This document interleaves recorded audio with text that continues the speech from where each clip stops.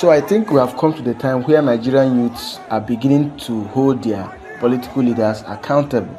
On my left is a dramatic issue of public discontent. Constituents chase federal lawmaker Ahmed Saba out of Tsaragi community over alleged poor representation. Angry residents of Tsaragi community in Edu Local Government Area of Kwara State chased out Honorable Ahmed Adam Saba, also known as Ahmed Saba. They chased him out of the constituents. They were very much angry. This incident occurred yesterday, Tuesday, during the lawmakers' visit to the area as he sought to engage the constituents ahead of re-election campaigns. They weren't having it. They chased him away. In a similar event, angry mobs also attacked and dragged state lawmaker Kabiru Mikailu in Dansado over alleged poor performance and neglect.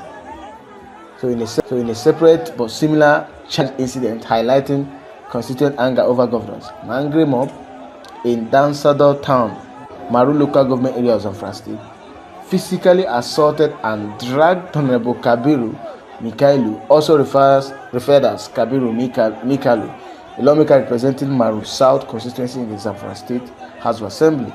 This attack, though not recent, but the video started trending today, since yesterday. The lawmaker the attack took place on Tuesday, December 17, 2025, during an official visit by Governor Dauda Lawal to the troubled community. So the one that is of recent, to put things in the right perspective and to make it clear, the one that is of recent is the one of Kwara State, which happened today, 22nd April 2026. But the one of the man from Nasarawa State, his own happened on December 17, 2025. But I think it's a right move in the right direction. I think it's a wonderful reaction. If Nigerian youths, not just the youths, everyone should start holding these political leaders accountable. Every month, huge sum of money is allocated to them for community project, constituency project, but we don't see these projects. These are audio projects they claim to be carrying out on behalf of the constituents they are representing, or senatorial district for the senators. So for the youths, and we can call them more about the constituents or the senatorial district people, to come out en masse and start holding these political leaders accountable. It will go a long way in ensuring that the desired project is executed by these fraudulent representatives. So if not just these two places now, it's happened in Kwara State, you can see the one in Nasarawa State happened last year December. So we are less than 1 year to the 2027 general election. If they should start, because very soon they will be on the street, in the villages, in the communities, to start campaigning. So if Nigerians should come out en masse and start holding these people accountable, start questioning them. What did you do with your 4 years in office? What do you do with your 3 years in office? What do you do with your first and second? Some of them are in their, like these senators, House of Rep members or State Assembly members, some of them are in their third term. Third term is 12 years. Some of them are in their fourth term. Fourth term is 16 years. And there is no tangible project they have carried out in their senatorial district, in their constituents. Yet they claim to be representing the people. So if they should start coming out, speaking out, not violence anywhere. I don't support any violence, but start questioning them, and maybe not voting, not returning them. The people have the power. The constituents, the senatorial district people, they have the power. You can decide not to vote him in and choose some other person, someone else. But you see what these people do? They are the ones that sponsor election violence. They are the ones that will store up money for the next year election. They are storing up the dollars right now. So when the election approaches, they'll start buying their votes. So it's time to hold these people accountable.